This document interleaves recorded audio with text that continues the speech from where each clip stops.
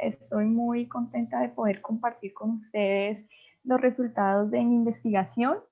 Esta investigación la finalicé el año pasado, en el mes de diciembre.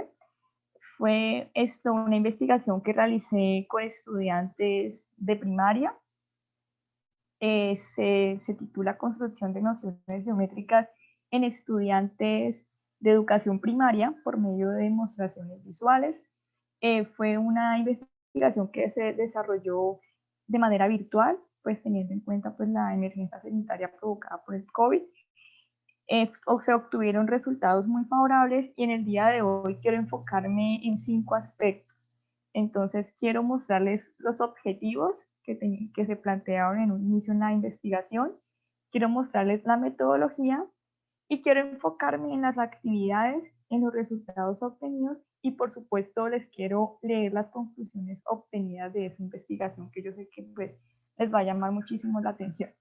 Entonces, el, el, el objetivo general que se planteó en esta investigación era favorecer por medio de demostraciones visuales la construcción de las nociones de los objetos geométricos presentados en el libro 1 de los elementos de Euclides que propician el desarrollamiento geométrico en los estudiantes de 8 a 10 años.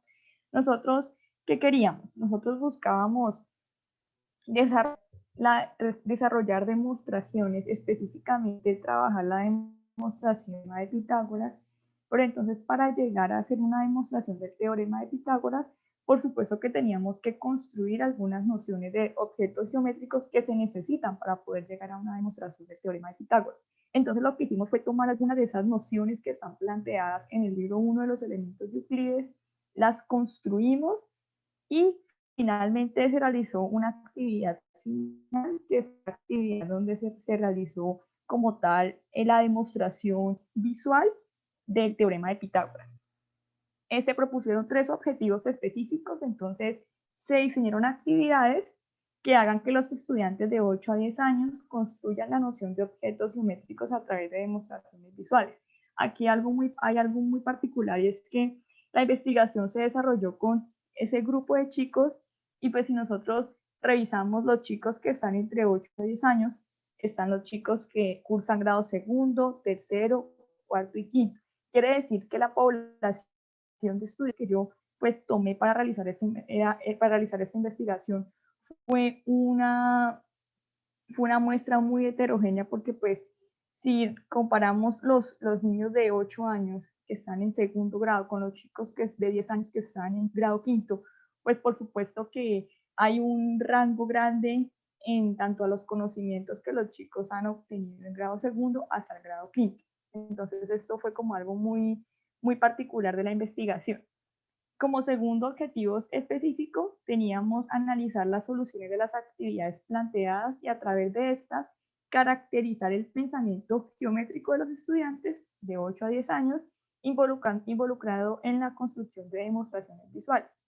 Y el último objetivo específico era analizar y sustentar una posición crítica con el fin de establecer si los planteamientos de Gila-Hanna son justificables o no frente al pensamiento geométrico cuyo desarrollo se observa en la construcción de demostraciones visuales. Nosotros utilizamos una metodología basada en el diseño, entonces nosotros teníamos una investigación en diseño didáctico que estaba centrado en el contenido y en el proceso.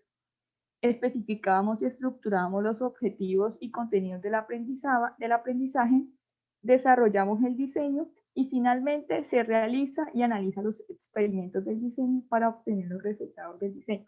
Como la metodología que se usó estaba basada en el diseño, significa que las actividades que nosotros realizábamos, o sea, cada actividad que seguía era consecuencia de la anterior. O sea, teniendo en cuenta, aplicamos una actividad. Entonces, teniendo en cuenta los resultados obtenidos en esa actividad, asimismo se podía diseñar la siguiente actividad. La metodología para el diseño de las actividades se planteó en tres fases. Entonces, lo primero que nosotros hicimos fue realizar una construcción de objetos matemáticos a través de construcciones con regla y compás. Entonces, las primeras actividades que se plantearon con los estudiantes pues eran actividades donde ellos tenían que construir esas nociones geométricas a través de construcciones con regla y compás. Después de nosotros hacer esas construcciones de esas nociones geométricas, hicimos una actividad en donde se construyó el concepto de área y finalmente las últimas dos actividades que se hicieron fueron estas dos actividades apoyados de rompecabezas en donde se realizaron demostraciones visuales a través de material manipulado. O sea, todo eso nos llevó a extraer argumentos de una demostración visual de tal manera que se produzca una demostración válida. O sea, nosotros lo que queríamos aquí era acercar a los estudiantes a ese proceso de demostración. Entonces, teniendo en cuenta esos argumentos que los estudiantes tomaban de lo que ellos estaban viendo a través del material manipulable, nos podría llevar a más adelante que los chicos realicen conjeturas pues, para poder realizar una demostración válida como tal. Me quiero centrar perdón, en el diseño de las actividades. Entonces, se realizaron 9 actividades. Las actividades se realizaron 100% virtual a través de la plataforma de Microsoft Teams por Zoom. Yo tuve una muestra de 25 estudiantes. Estos 25 estudiantes, pues por supuesto, no eran de un mismo colegio, sino que eran de diferentes colegios y por supuesto de diferentes edades. Por ende, pues eran de diferentes grados. Entonces, como era 100% virtual, pues yo no podía tener a los 25 estudiantes en una misma clase, pues porque no obtendría los resultados que yo quería. Entonces, lo que hice fue aplicar actividades de manera semanal. Entonces, yo comencé a aplicar las actividades desde el mes de agosto y finalicé de aplicar las actividades en el mes de noviembre. O sea, fueron varios meses de trabajo con estas actividades.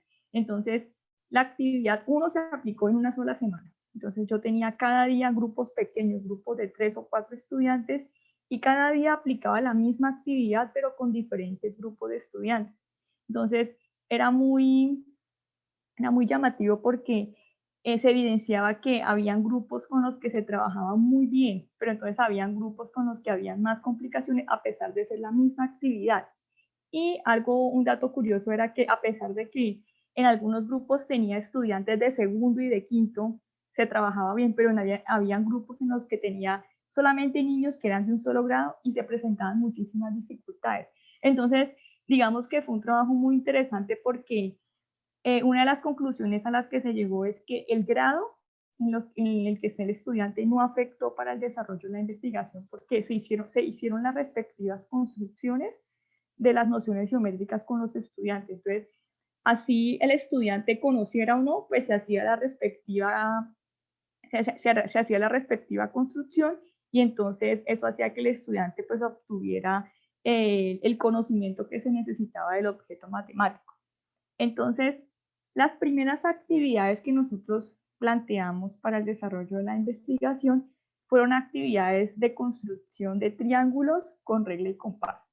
Entonces, por ejemplo, la primera actividad que se hizo fue construcción de triángulo equilátero con regla y compás.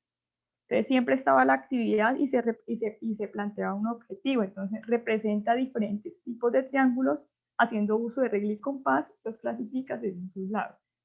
La segunda actividad fue también una construcción de triángulo isósceles con regla y compás. Y la tercera actividad fue una construcción de rectas perpendiculares de triángulo rectángulo y triángulo escaleno. Pero ¿cómo se hicieron estas actividades? Entonces, para el desarrollo de estas, yo realicé unos videos caseros en donde yo les explicaba a los estudiantes, les proponía a los estudiantes una construcción de cada triángulo.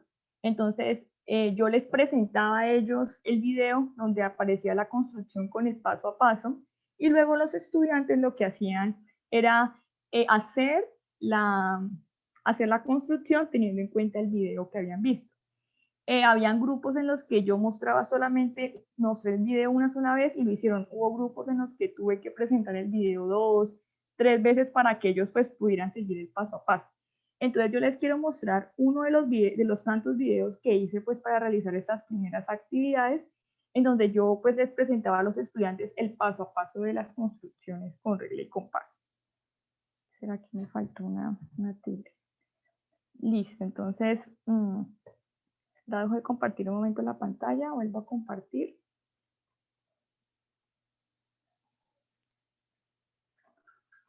Les voy a presentar el video de la construcción de triángulo equilátero con regla y compás.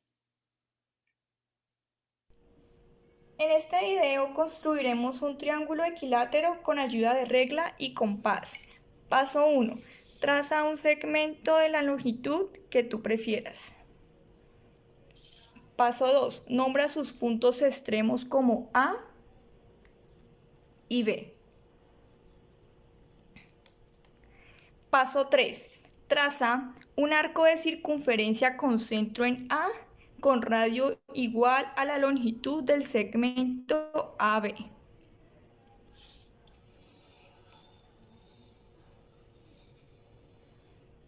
Paso 4. Traza un arco de circunferencia con centro en B con radio igual a la longitud del segmento AB.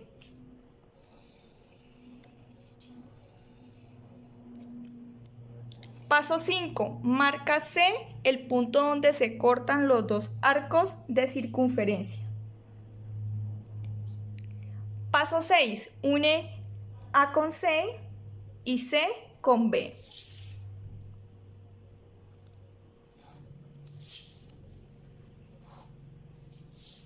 Ahora el triángulo ABC es equilátero. Finalmente, recorta el triángulo que acabas de obtener.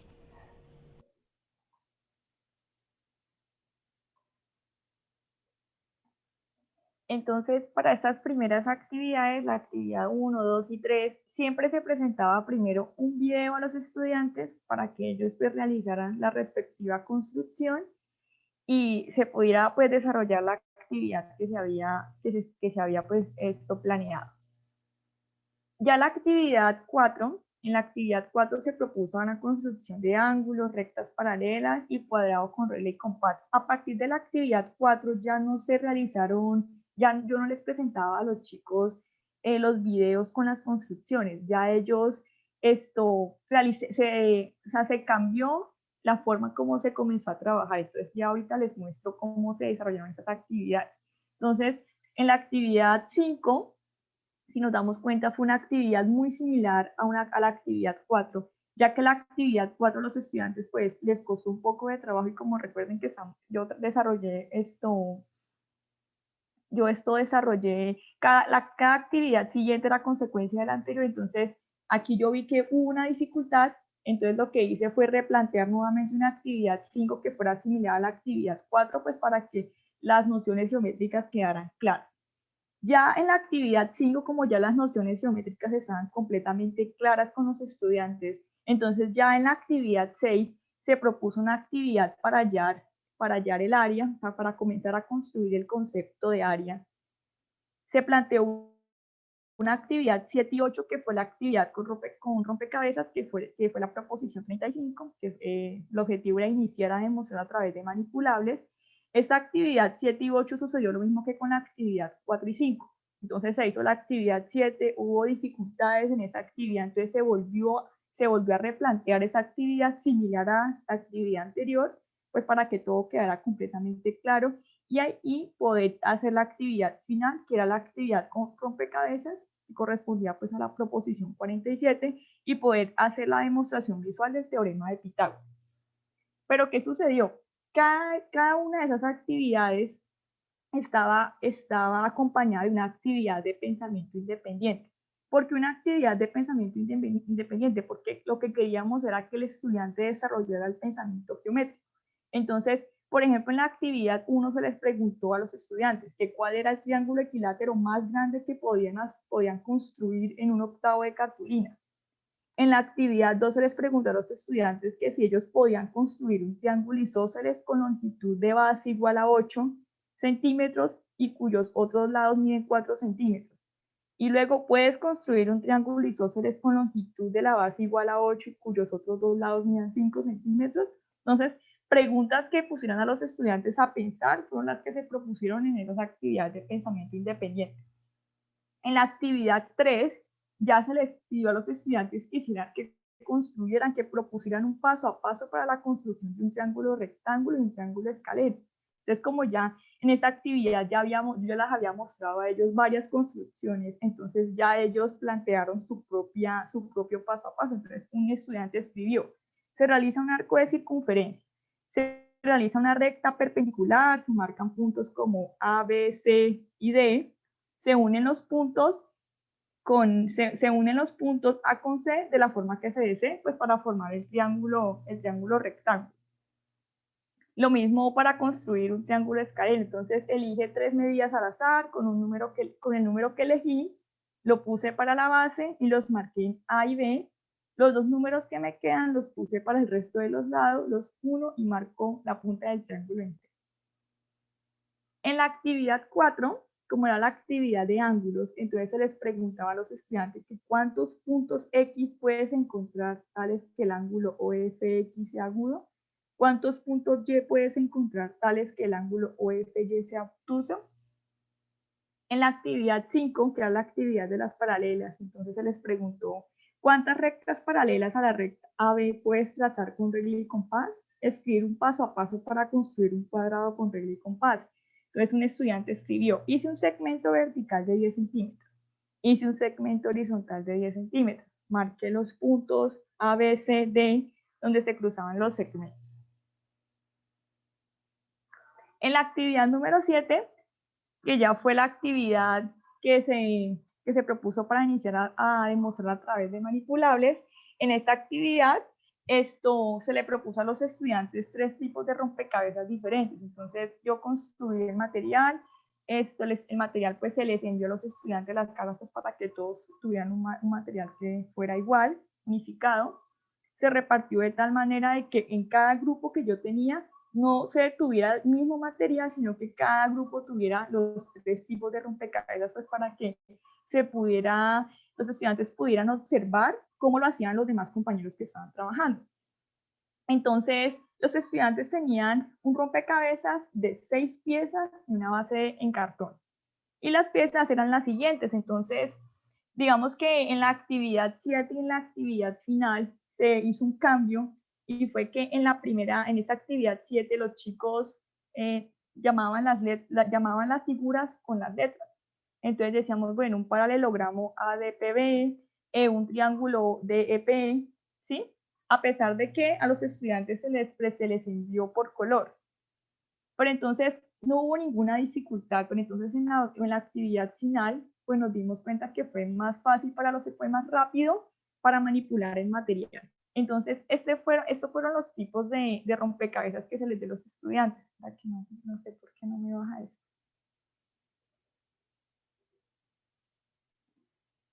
Espera, vuelvo a compartir que me...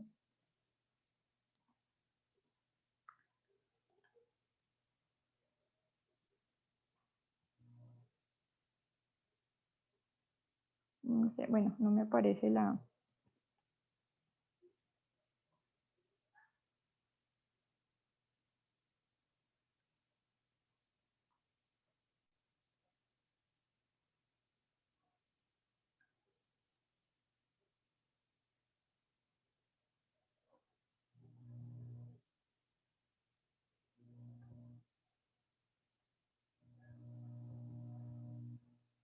Bueno, entonces, este fue el primer rompecabezas que se les presentó a los estudiantes. Entonces tenían una base que era una base de cartón y pues por supuesto las 6 piezas del rompecabezas. Este fue el rompecabezas 2 y este fue el rompecabezas 3. Entonces con cada una de las piezas del rompecabezas entonces se realizaron una serie de preguntas con los estudiantes. Entonces lo primero que se les pidió fue identificar las piezas. Ellos lo hicieron sin ningún inconveniente. Entonces ya con el material, lo primero que se les pidió a los estudiantes fue que identificaran en la cartulina base los paralelogramas. Entonces aquí sí tuvieron muchísima dificultad porque los estudiantes no tenían claro qué era un paralelogramo. Entonces, pues se desarrolló la actividad hasta que los estudiantes pues lograron identificar los paralelogramos de la base.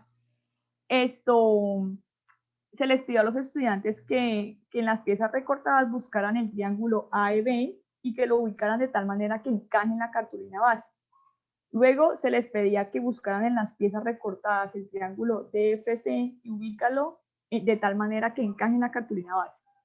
Y ubica el triángulo AEB sobre el triángulo DF y cómo son estos triángulos. Entonces, esto se iba haciendo las preguntas con los estudiantes, pues por supuesto ellos tenían siempre sus cámaras encendidas y yo podía observar cómo manipulaban ellos el material, y a medida que ellos iban interactuando con el material, pues yo les iba haciendo preguntas y ellos me iban respondiendo y ellos se iban dando cuenta pues del desarrollo de las actividades. Luego se les pidió que tomaran las piezas ADPB y DEP y que las ubicaran en la cartulina base. Se les preguntó qué triángulo formas con estas dos piezas. Luego toma las piezas DEP y EFCP, ubícalas en tu cartulina base, qué triángulo formas con estas dos piezas, y así sucesivamente. Luego se les comenzó a preguntar por las áreas de los triángulos, que cómo eran estas áreas. Sí, pues todo el tiempo pues ellos estaban sobreponiendo en la cartulina base y pues iban contestando las preguntas. Esta actividad, que fue la actividad 7 y 8, pues se desarrolló 2 veces porque fue un poco difícil para los estudiantes. Entonces, como no tuvimos, o sea, los estudiantes no estaban todavía preparados para poder hacer la actividad número 9, que era la actividad final, entonces se desarrollaron 2 actividades muy similares con el mismo material. Y ya finalmente, la última actividad, que fue la actividad número 9, que fue la demostración del teorema de Pitágoras. Entonces, esa se dividió en 2 actividades. Entonces, en la primera actividad se les dio a los estudiantes 4 tipos de triángulos. Ese material también yo lo realicé, se los envié a los estudiantes para que pues el material fuera unificado. Entonces se les dio a ellos 4 tipos de triángulos, uno de color azul oscuro, uno de color azul claro y otros 2 triángulos que eran de color blanco, que eran esos que están aquí en la pantalla. Y se les preguntaba a los estudiantes, bueno, ¿qué tipo de figura forma el triángulo azul oscuro junto con el triángulo blanco con el lado A, lado B y lado C? Entonces, ahí estas imágenes que yo tengo aquí en la presentación son capturas de pantalla que yo tomaba del trabajo que los estudiantes iban realizando. ¿Qué tipo de figura forma el triángulo azul claro junto con el triángulo blanco con el lado A, lado B y lado C? Cuando se finalizó esta actividad, entonces sí iniciamos con la actividad número 2, que era el desarrollo de la demostración como tal. Entonces también se desarrolló con rompecabezas. Cada estudiante tenía un rompecabezas de 9 piezas y también una base de cartón. Entonces aquí lo único diferente que se realizó con respecto a la actividad 7 y 8 era que pues no los nombramos por letras, porque aunque a los estudiantes no se les dificultó, consideramos que era mucho más fácil hacerlo por color. Entonces es más fácil hablar de un cuadrado morado, porque es más fácil para la manipulación, y lo hicimos de esa manera.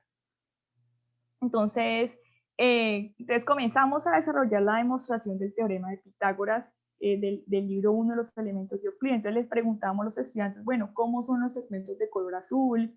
¿Cómo son los ángulos del paralelogramo azul y el paralelogramo gris? Recordemos que los estudiantes tienen una cartulina base, que era esta que estaba aquí. Entonces, con base a esta cartulina base, entonces se desarrollaba toda la actividad, porque las demás piezas pues estaban recortadas. Entonces se les pregunta, bueno, identifica un ángulo obtuso en el triángulo amarillo y otro ángulo obtuso en el triángulo naranja.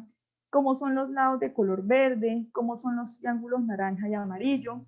Observa el paralelogramo gris y el triángulo amarillo. Puedes ver que están entre las mismas rectas paralelas. ¿Cuántas veces cabe el triángulo amarillo en el paralelogramo gris?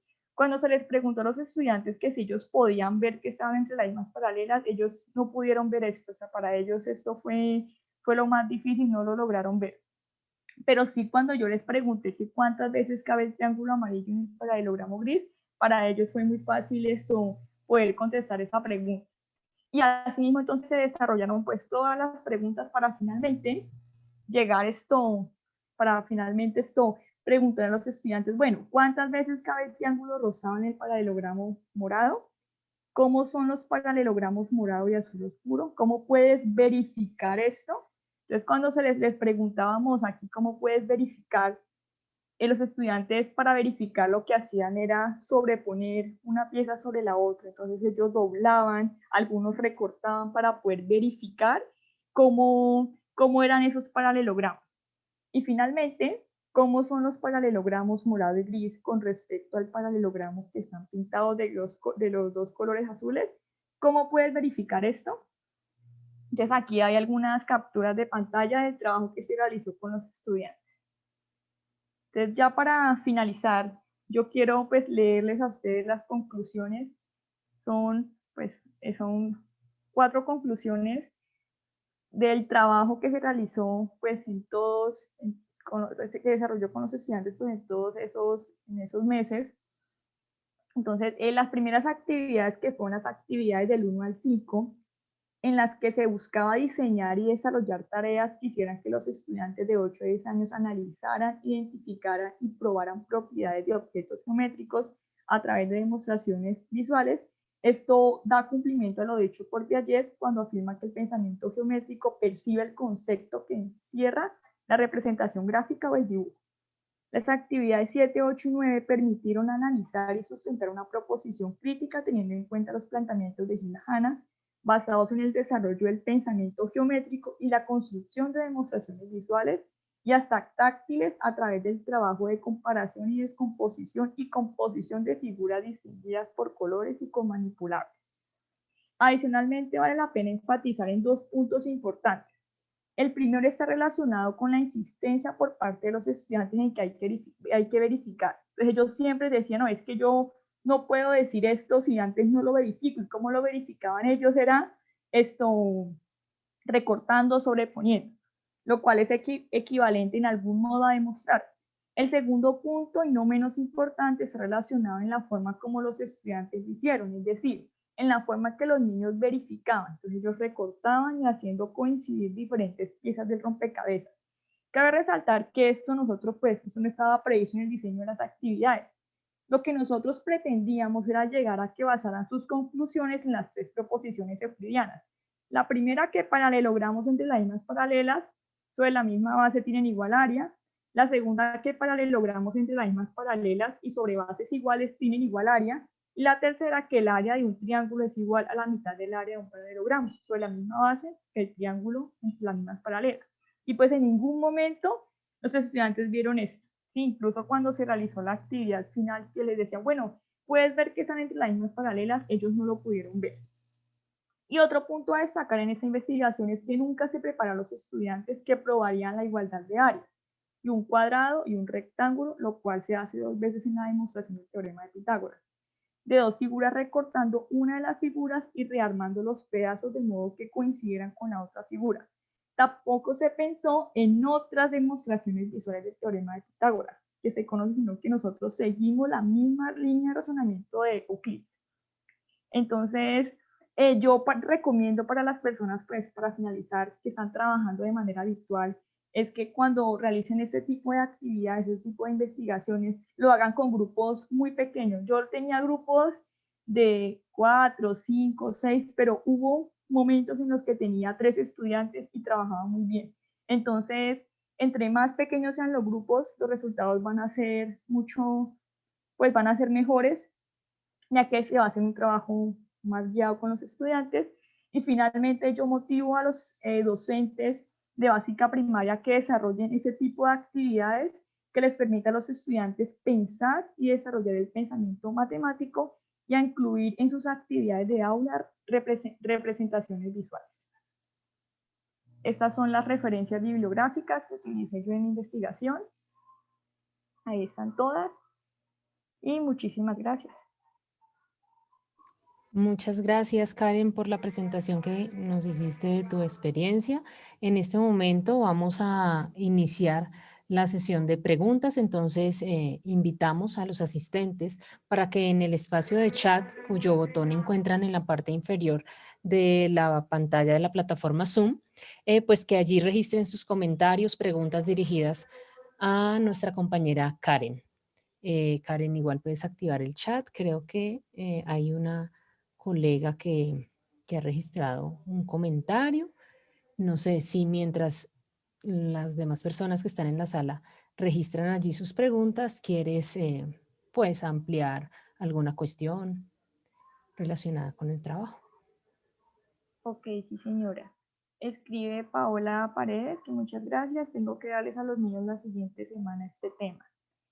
Sí, mira que a los chicos se les dificulta muchísimo, pues lo evidencié las construcciones con regla y compás, pues porque normalmente en los colegios no se les enseña eso a los estudiantes. Entonces la primera actividad que yo hice, la primera construcción, yo recuerdo que fue difícil porque los niños no sabían tomar el compás, entonces fue todo un reto. Ya la siguiente semana, pues tuve un grupo afortunadamente muy piloso. Los chicos pues les gustaba lo que estábamos haciendo, entonces ellos practicaban el uso del compás. Entonces la siguiente actividad pues la hicieron sin ningún inconveniente.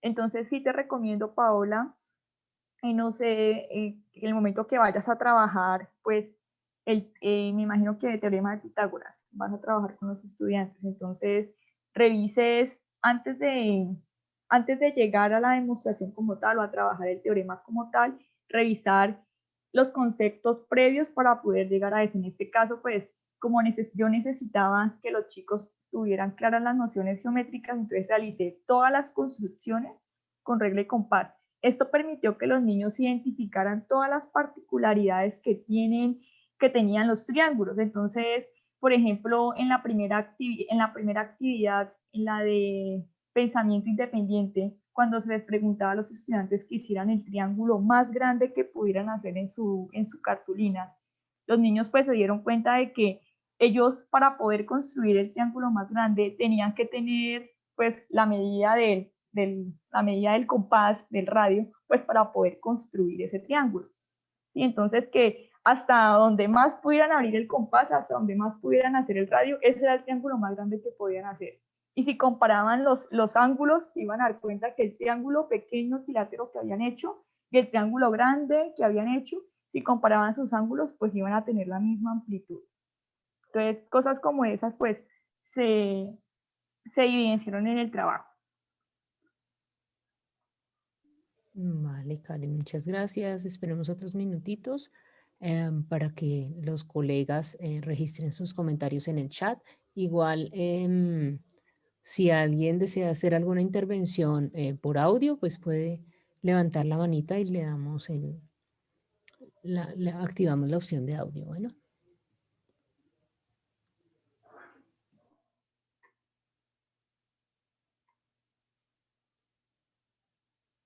mira, Alba te pregunta específicamente en qué grado se abordó esta experiencia, los temas. Yo me enfoqué en edades, entonces yo lo trabajé con chicos de 8 a 10 años y yo tenía estudiantes de segundo, tercero, cuarto y quinto. Entonces tuve un grupo pues bastante heterogéneo. Igual eso no fue un impedimento pues para poder desarrollar las actividades, porque pues digamos que yo di por hecho que pues que todos estaban en las mismas condiciones, y como se comenzaron a construir las nociones geométricas, entonces todos obtuvieron los mismos conocimientos en el momento que se desarrollaban cada una de las actividades. Perdón, Karen, es decir que las diferencias de edades no Ujú. hicieron que se diferenciaran, Ajá. digamos, los avances o la Mm. manera en que estaban comprendiendo No, no el señora. trabajo. Incluso evidencié que con los chicos de segundo, tercero, pues ellos, había muchas cosas pues que decían, ay, pero yo nunca he visto eso, yo no sé eso, pues lo estamos aprendiendo. Entonces eso no fue un impedimento porque aunque los chicos de quinto lo sabían, no lo recordaban. Y pues como los chicos de segundo pues nunca lo habían visto, no lo sabían, entonces digamos que todos estaban en las mismas condiciones. Entonces eso no fue un impedimento en el desarrollo de la investigación, porque pues sí tuve un grupo bastante heterogéneo, incluso tuve más chicos pequeños que chicos grandes. Ok. Algunas sugerencias puntuales, ya que identificas pues como las ventajas de alguna manera que mostraron los chicos pequeños. Algunas sugerencias puntuales de cómo abordar la geometría en la formación inicial, en el preescolar, por ejemplo. Pues yo recomiendo trabajarlo siempre desde lo concreto. Entonces, cuando yo realicé las construcciones con regla y compás con los estudiantes, eh, digamos que el realizar estas construcciones y poder que los estudiantes pudieran ver las particularidades que tenían pues cada una de las nociones geométricas a partir de esas construcciones. Entonces, digamos que eso hacía que los estudiantes pues pudieran comprenderlas más. Entonces, yo recomiendo, y más si se trabaja con chicos muy pequeños, hacerlo siempre desde lo concreto. O sea, actividades que los estudiantes puedan tocar y puedan entonces, cuando los miran, puedan identificar todas las particularidades o características que tengan pues los objetos. Dice Aida que se podría tener otra alternativa para el uso del compás. Pues la verdad, sí la puede haber, pero pues no he desarrollado pues otra alternativa. Yo lo hice de esa manera con videos y me funcionó muchísimo porque los niños son muy visuales, entonces ellos revisaban el video y miraban el video y como que se grababan en sus cabecitas cómo debían hacer las construcciones, entonces las realizaban. Por supuesto que habían estudiantes, yo tenía grupo de estudiantes que los chicos, yo les mostraba el video una vez y ellos lo desarrollaban de una, pero entonces tuve otros grupos que me decían, profe, ¿me puedes repetir el video? Entonces yo ponía el video 2, 3 veces, porque para ellos, me imagino que lo hacían paso a paso, entonces primer paso, entonces lo hacían y luego, ay, me perdí, ¿puedes volverlo a poner? Entonces digamos que yo considero que de pronto los chicos no miraban el video completo, sino que comenzaban a hacerlo paso a paso, pero en realidad no sabría otra propuesta pues para el desarrollo. Fernando me dice, muy interesante la propuesta, sobre todo pensando en la edad de los estudiantes, me parece genial la construcción de la idea de área con rompecabezas o tan grande.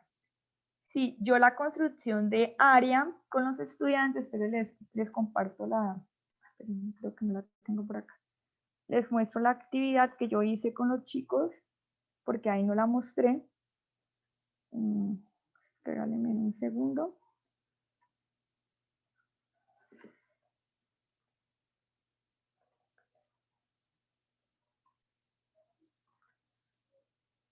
Actividades. Esa fue la actividad. Actividades. Creo que fue la actividad 5. Ok, entonces en la actividad 5 no. Fue la 6. Sí, mira, yo propuse esa actividad con los estudiantes. Pero les comparto la pantalla. Fue esta que está acá. Entonces, yo a los estudiantes desarrollé el concepto de área a través de 2 situaciones problemas. Entonces, yo les propuse la situación problema, que estuviera pues en contexto con ellos. Entonces lo hice de una hermosa casa de muñecas en madera. Entonces les daba las medidas y les daba entonces como un mapa.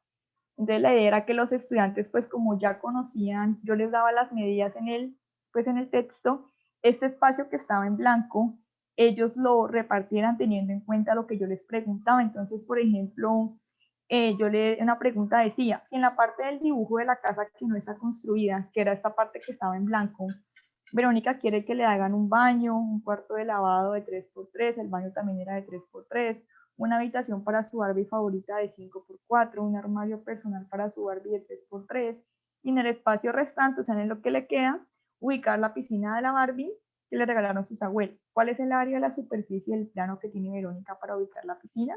Entonces, esa fue la primera actividad que se hizo.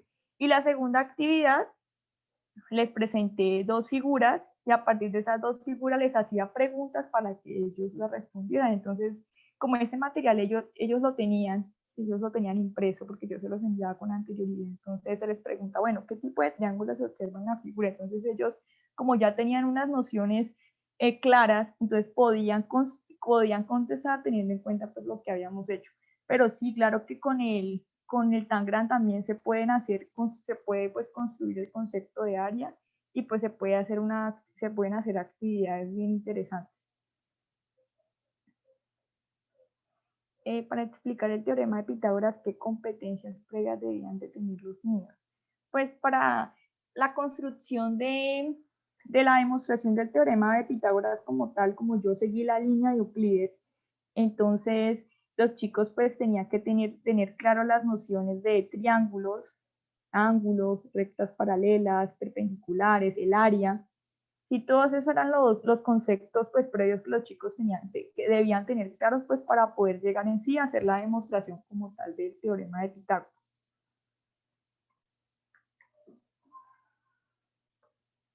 Dice Anita que se puede utilizar un pedazo de hilo, sí, también se puede, pues con chicos más pequeños se puede hacer, sino que pues si se hace con hilo, ya se estaría trabajando más el concepto de perímetro que de área, pero pues también se podrían desarrollar actividades así de ese tipo.